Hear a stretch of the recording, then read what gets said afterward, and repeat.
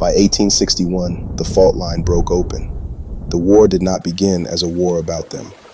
The men in charge said it was about union, about states, about power. But the 4 million people held in bondage understood something the politicians were slow to admit. This war was about them. It had always been about them. And so, quietly, they began to free themselves. Long before any law allowed it, men and women slipped away from the fields in the dark and walked toward the Union lines. They did not wait to be given freedom. They reached for it. A man would carry his children through a swamp at night, listening for dogs, because the chance of freedom was worth the risk of everything. On the first day of 1863, the president signed a proclamation.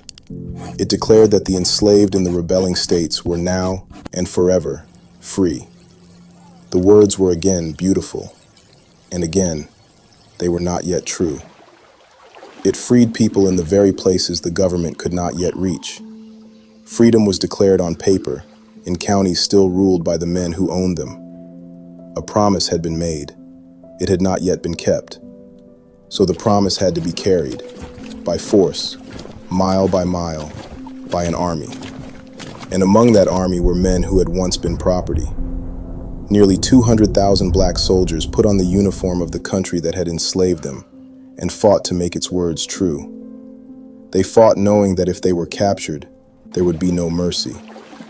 Imagine that. To take up arms for a nation that had not yet decided you were a person.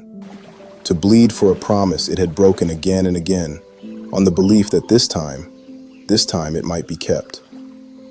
By the spring of 1865, the war was ending, and freedom was finally moving across the land, slowly, unevenly, arriving in some places years after it had been declared, and in others, not yet at all. There was one corner of the country where the word had still not come, where the promise of 1863 was still just a rumor on the wind. A place called Texas,